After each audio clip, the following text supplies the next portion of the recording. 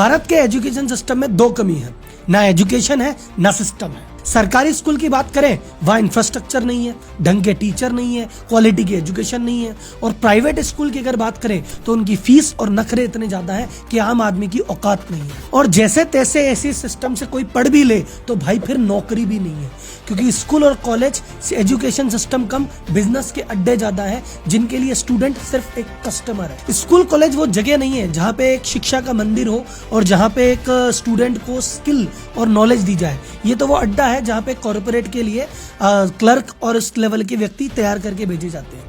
जो कुछ भी आज हमारे युवा के साथ गलत है वो स्कूल कॉलेज के सिस्टम की देन है, और ये चीज मैं इस वीडियो में प्रूव करके रहूंगा। पहले के जो फोन होते थे गोल गोल घुमा के उसमें डायल करना होता था, आजकल का फोन इतना अपडेट हो गया है कि हम वीडियो कॉलिंग तक कर सकते हैं। आपका टीवी बदल गया, आपका फ्रिज बदल गया, आपका एक एक इक्विपमेंट बदल गया, पर आपका एजुकेशन सिस्टम वही 100 साल पुराना सड़ा हुआ सा सिस्टम है जो अब किसी काम का नहीं है। पेरेंट्स अपना पेट काट के, अपने सपनों का गला घोट के हर चीज पे कॉम्प्रोमाइज करते हैं, बस एजुकेशन पे नहीं करते।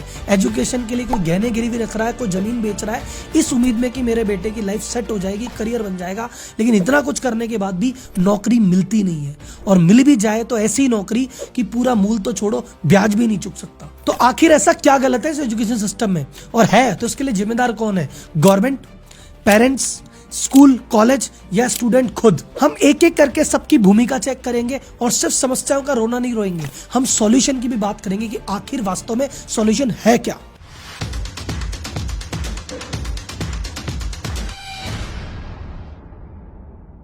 एक गरीब आदमी के पास आज की रेट में गरीबी से बाहर आने का एक ही तरीका है, एजुकेशन।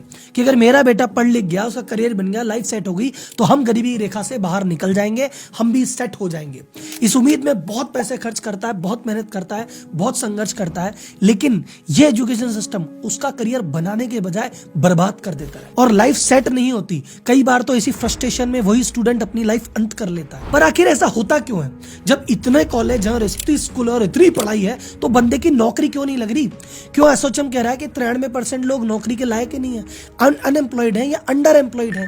कई सर्वे में 80 होता है, कई सर्वे में 90 होता है। इतना बड़ा फर्क आखिर क्यों? इन सब के पीछे कारण है आज का मॉडर्न एजुकेशन सिस्टम। तो आज के एजुकेशन सिस्टम के चक्कर में बंदे में वो क्वालिटी डेवलप हो ही नहीं पाती जो कि आज का बाजार डिमांड कर रहा है। इसी चक्कर में उसकी नौकरी नहीं लग रही। तो ऐसा क्यों नहीं हो रहा, इसके एक बार इतिहास में चलते हैं तो आपको पता पड़ेगा ऐसा क्यों। तो आज का जो एजुकेशन सिस्टम है वो डिजाइन किया गया है ब्रिटिश इंडिया के टाइम का।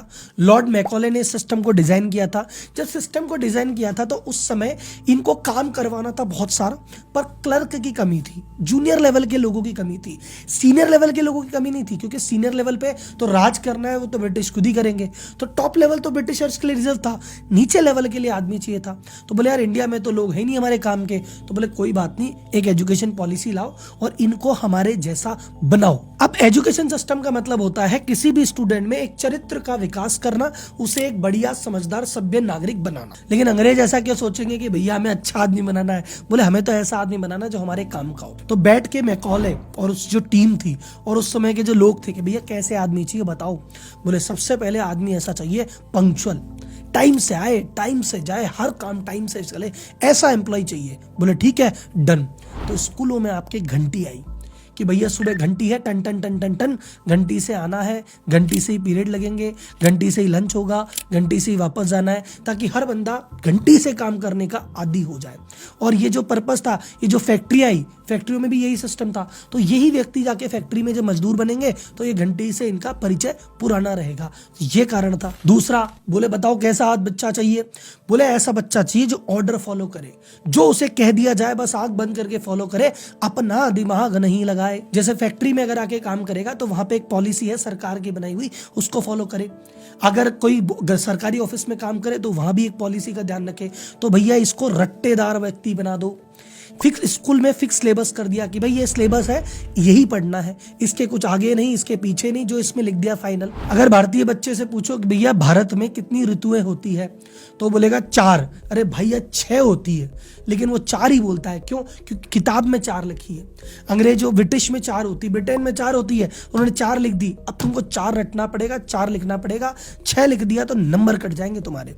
तो हमारे आदत हो गई है रटंत विद्या की, बस रटो, उल्टी करो, पास हो जाओ और किसी से मतलब नहीं है, एक्चुअल ज्ञान चाहिए ही नहीं। कुल मिला के उन्होंने कहा कि ऐसे एम्प्लॉय आने चाहिए जो अपना दिमाग नहीं लगाए, जो हम बोले फॉलो कर दे। तो सिंपल वैसे ही एजुकेशन सिस्टम बना और ऐसे ही लोग आ रहे। तीसरा उन्होंने कहा कि मुझे ऐसा व्यक्ति चाहिए जो भाई साहब ऑर्डर फॉलो करे, और नहीं फॉलो करे तो भैया डंडा भी मार दूं तो कुछ कहे नहीं, क्योंकि ये जब व्यक्ति सरकारी नौकरी में आएगा, काम नहीं करेगा तो इसका अफसर इसको मार भी सकता है, अंग्रेज है भाई साहब। फैक्ट्री में काम करेगा तो सुपरवाइजर मारेगा। इसकी आदत कैसे डलाए?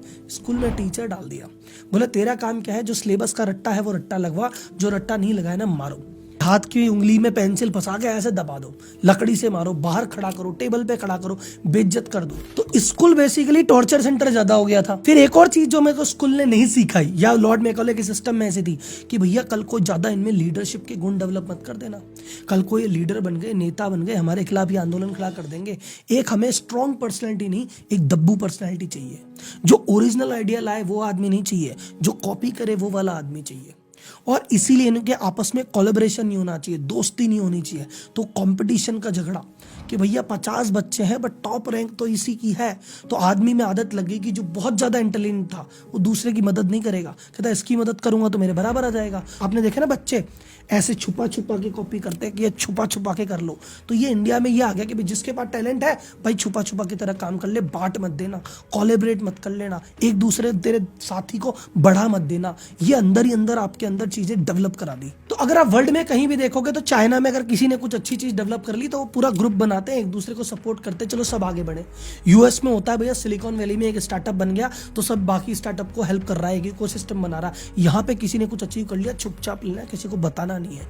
तो बॉन्डिंग कभी हुई नहीं, ट्रस्ट कभी बना ही नहीं, लीडरशिप कभी आई नहीं, ओरिजिनल आइडिया आए नहीं, सिर्फ कॉपी करना, रटना, गधे जैसे घिसना, ये हमको आ गया। तो अगर आपको लगता है कि राहुल जी इस तरह से तो बात को हमने कभी सोचा ही नहीं कि स्कूल हमारे साथ ये कर रहा है, कॉलेज हमारे साथ ये कर रहा है, हमारी जो पर्सनैलिटी इस तरह से शेप हो रही है, जिस तरह से हम बन रहे हैं, ये स्कूल कॉलेज के इस घटिया सिस्टम की वजह से बन रहे हैं। अगर आपको ये लग रहा है तो मुझे लाइक करके वीडियो के माध्यम से बताना और एक कमेंट जरूर करना, क्योंकि ये मेरे ही मन की उपज है, मैं ही हवा में चीजें फेंक रहा हूँ या वास्तव में ऐसा हुआ है। मुझे कमेंट बॉक्स में आपका साथ चाहिए। तो अब आपको इस सवाल का जवाब मिल गया होगा कि इनकी नौकरियां क्यों नहीं लगती। अरे सर, मैं भी बिजनेसमैन हूं, मैं भी बिजनेस कोचिंग करता हूं, मेरे ऑफिस में भी इतने जनों का स्टाफ है। मैं क्या बोलूंगा, मुझे ऐसा व्यक्ति चाहिए जो अपना दिमाग लगाए, जो मेरे 4 आदमियों को मैनेज कर सके, जिसमें लीडरशिप स्किल हो, जिसमें मैनेजमेंट स्किल हो।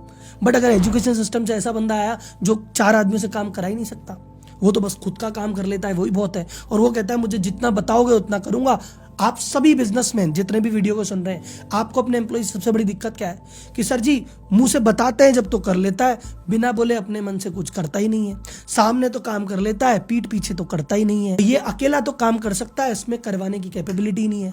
तो यही सारी चीजें तो एक बिजनेसमैन ढूंढ रहा है। जब इसमें व्यक्ति को मिलती नहीं है तो क्या करेगा? या तो हायरिंग ही नहीं करेगा, या हायरिंग करेगा तो जूनियर पौधे पे करेगा, कम सैलरी देगा, ज्यादा तुमको देगा नहीं, कभी तुम्हारी ग्रोथ नहीं होगी। तो तुम्हारा जो ऐसा चरित्र बना जिसकी वजह से ना नौकरी लग रही ना ग्रोथ हो रही, क्यों? क्योंकि स्कूल कॉलेज ने तुम्हें ऐसा बनाया। और इसी कारण से एज अ बिजनेस कोच मैं आपको यहां से कह रहा हूं, भारत में 90% लोग सेल्फ एम्प्लॉयड हैं, खुद का काम खुद करके राजी हैं। देखो, अमेरिका में बड़े बड़े बिजनेस निकले, चाइना में बड़े बड़े बिजनेस निकले, इंडिया में बड़े बड़े बिजनेस नहीं निकलते। हर गली मोहल्ले में है चीजें हैं पर बड़ी नहीं बनती। क्यों नहीं बनती? क्योंकि बड़ा बनाने के लिए आपको एक बड़ी टीम बनानी पड़ेगी, चीजों को फैलाना पड़ेगा। यहाँ पे तो आदमी नहीं मिलते, टीम कैसे बनाएगा? यहाँ पे तो ट्रस्ट ही नहीं कर सकता आदमी पे, टीम कैसे बनाएगा? यहाँ पे तुम 2 आदमियों को सिखाओगे तो तुम्हारा काम बाद में करेगा, कॉपी करके सामने दुकान पहले खोल लेगा, तो क्या करेगा आदमी?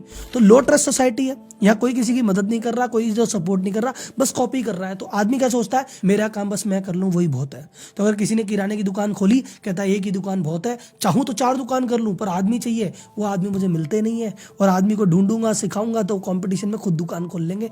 मेरा तो यही भला। इसीलिए भारत में बड़े बड़े बिजनेस पे भी नहीं निकले, छोटे छोटे बिजनेस बहुत सारे हैं, बड़ा बिजनेस नहीं है। तो अगर आपको यहाँ पे लगता है कि आप भी व्यापारी हो और आपके अंदर भी ये चीज है कि यार आखिर क्या, तो मैं बताऊं सर, आपको आज तक किसी ने लीडरशिप नहीं सिखाई, आज तक किसी ने हायरिंग नहीं सिखाई, आज तक किसी ने मैनेजमेंट नहीं सिखाया, आज तक किसी ने बताया नहीं कि चीजों को स्केल कैसे किया जाता है, फ्री कैसे रहा जाता है। मैं एक मेरी तरफ से एक ऑनेस्ट प्रयास कर रहा हूं। मैं बिजनेस कोच हूं, मैनेजमेंट कंसल्टेंट हूं, सीईओ। हर संडे व्यापारी टू सीईओ करके एक वेबिनार करता हूं, जिसमें व्यापारी के जो जो मिस्टेक्स करता है, जो जो गलतियां करता है, जिन वजह से वो आगे नहीं बढ़ पा रहा, उनको डिस्कस करते हैं।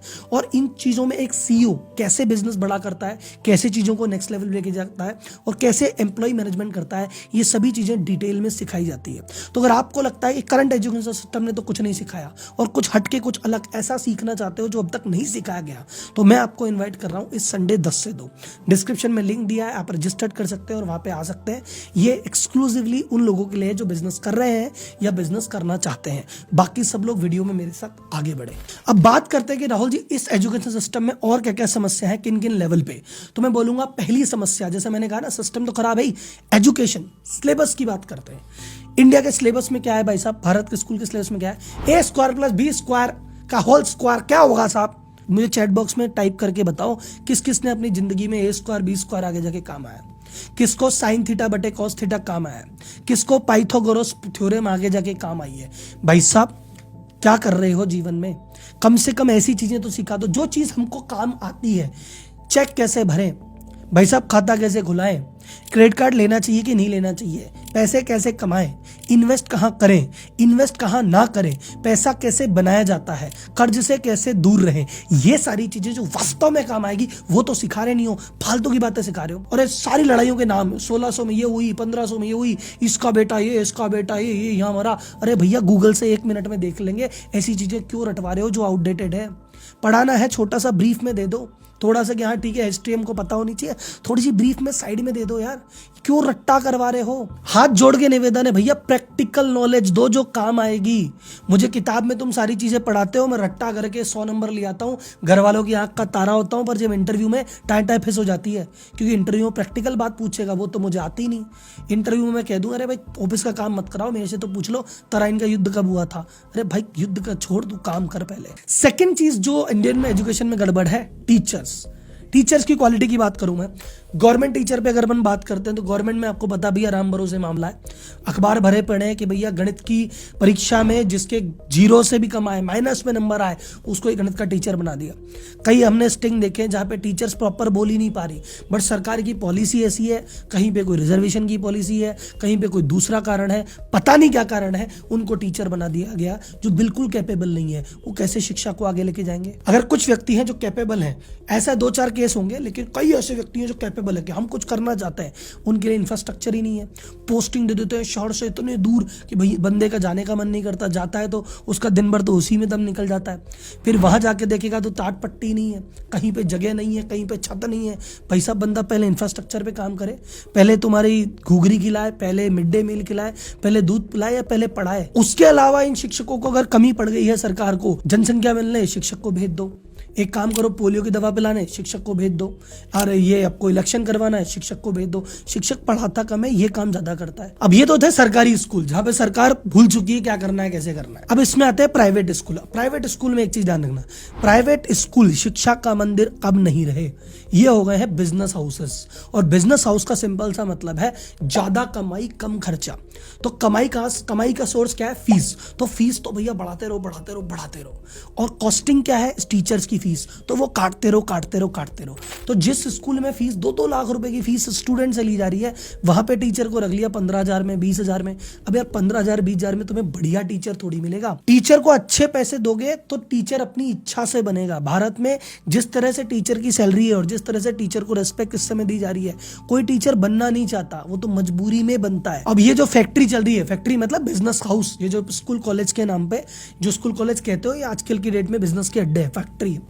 तो ये क्या कर रहे हैं भैया, प्रॉफिट कम से कम रखना है। अब ये कहते हैं देखो ऐसा है, फीस हमको दे दो, जूते हमसे ले लो, कपड़े हमसे ले लो, किताबें हमसे ले लो, हमारे एनुअल फंक्शन में आ जाओ, तुम हर तरह से हमें देते ही रहो। और रही बात पढ़ाई की, उसके लिए भैया तुम घर पे टीचर लगा लो। इकलौता स्कूल ऐसी जगह है जहां पे पेरेंट्स पैसा भी दे रहा है, बच्चे को भी भेज रहा है, बच्चे के साथ बैठ के खुद होमवर्क भी कर रहा है, और फिर भी बच्चा अगर पिसड्डी निकल जाए तो वही गाली खाता है कि भैया आपका बच्चा कमजोर है, आप ध्यान नहीं देते। अरे भाई हम ही ध्यान दे सकते तो स्कूल थोड़ी बेचते। तो यहाँ पे प्राइवेट स्कूल में पैसे भी खर्चो, इज्जत भी खर्चो, मेहनत भी करो, और बच्चा फेल है तो तुम ही जिम्मेदार हो। अब मैं एक गलती और बताता हूँ पेरेंट्स की।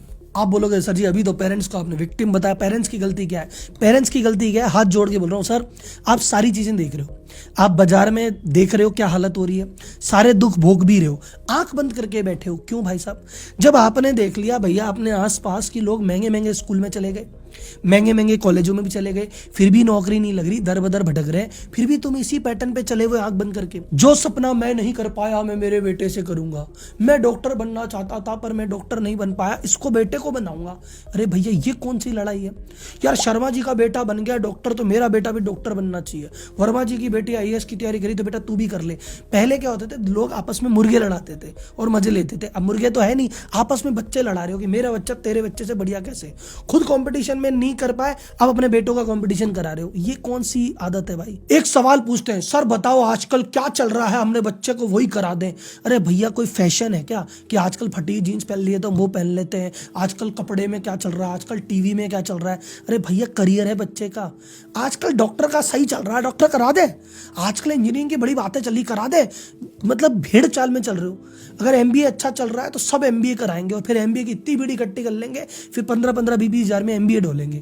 भाई साहब कोई ऐसा करियर ढूंढो जिसमें आपके बच्चे का इंटरेस्ट हो, कंपटीशन कम हो और वो अलग से अपनी दुनिया बनाए। पर नहीं, अगर बच्चा कुछ अलग से लेके आ जाए कि पापा मैं फोटोग्राफी करूंगा, मैं ग्राफिक डिजाइनर बनूंगा, मेरी ये इच्छा है, मेरे सपने हैं। अरे बोले साइड हट, तो डॉक्टर बनेगा, तो इंजीनियर बनेगा। ले दे के जो 4 प्रोफेशन जिसके पीछे तुम कूद गए थे ना कि सबको डॉक्टर बनाएंगे, सबको इंजीनियर, सबको एमबीए, सबको सीए, सबको सरकारी नौकरी, ये सारे प्रोफेशन की लंका लग गई है क्योंकि इतना कंपटीशन है। डॉक्टर के लिए व्यक्ति करोड़ों रुपए खर्च कर रहा है पर उसकी जो नौकरी लग रही है 50-60 हजार रुपए की, उस जितना पैसा डॉक्टर बनने में खर्च किया, जितना समय खर्च किया, उतने पैसे के तो ब्याज भी नहीं मिल रहा सैलरियों में तुमको। तो भाई साहब इस चक्र में मत पड़ो कि मेरा भाई का लड़का ये बना, ताऊ का लड़का ये बना, पड़ोसी का लड़का बना तो मैं भी इसको ही बनाऊंगा। उस बच्चे को अपने हाल पे छोड़ दो।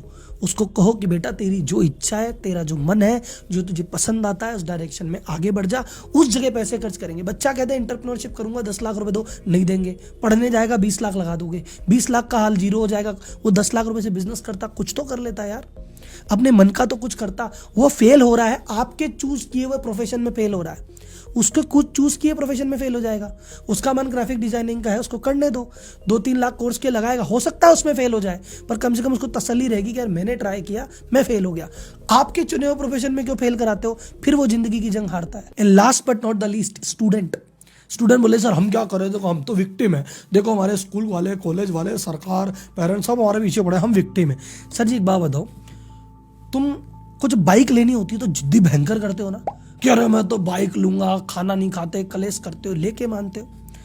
वो आईफोन लेना होता है तो कलेश करके मानते हो, जिद्दी भयंकर रहती है। लव मैरिज करनी होती है तो जिद्दी भयंकर करते हो। पर जब करियर की बात आती है तो कहते क्या कल है, पापा ने इंजीनियरिंग कला दी, हमारा तो मन नहीं था, पापा ने जबरदस्ती करा दी। पापा जबरदस्ती शादी तो नहीं करा पा रहे तुम्हारी, आईफोन तो नहीं छुड़वा पा रहे, आईफोन तो ले ही लेते हो। तो जहां तुम्हारा जरूरत पड़ता है वहां कर ली जिद्दी, और जहां नहीं होता वाला पापा ने दिला दी।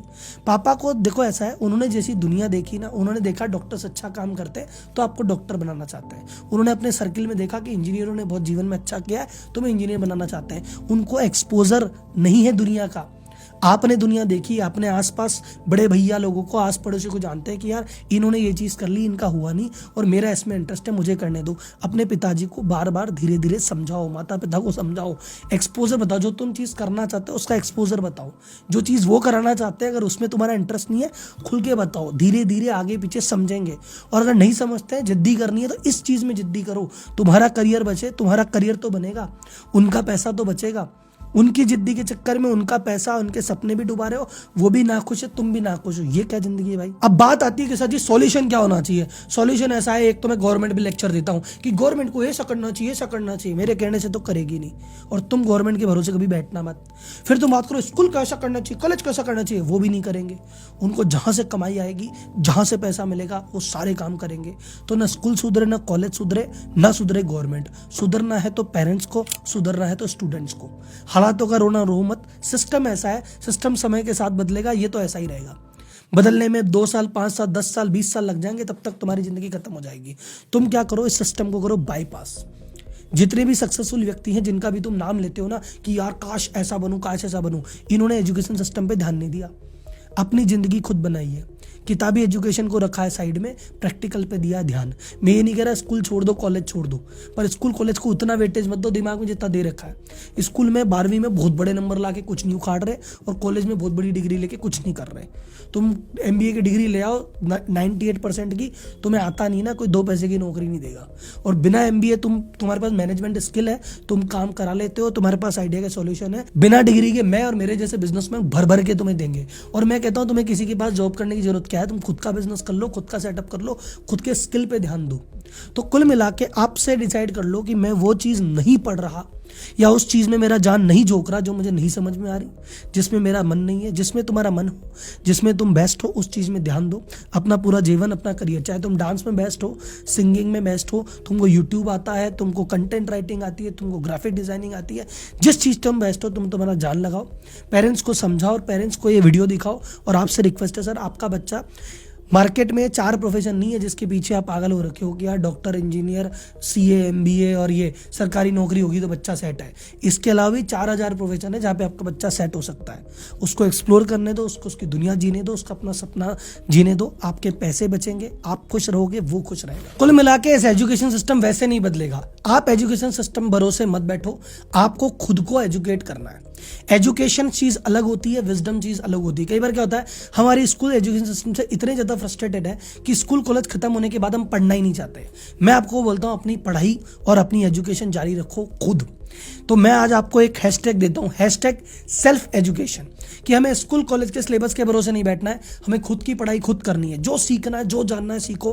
पूरा यूट्यूब खाली पड़ा है, पूरे यूट्यूब से सीखो, गूगल से सीखो, जिससे सीखना है सीखो। डन। बस ये जो वीडियो है मैं चाहता हूं ज्यादा से ज्यादा लोगों तक पहुंचे। तो इस वीडियो को आप अपने सोशल मीडिया हैंडल पे लगाइए, अपनी स्टोरीज पे लगाइए। इस पे कोई कॉपीराइट कुछ नहीं आएगा, हर जगह डालिए, मुझे टैग कीजिए और टैग कीजिए हैशटैग सेल्फ एजुकेशन। अगली वीडियो में फिर मिलते हैं, तब तक के लिए धन्यवाद। जय हिंद।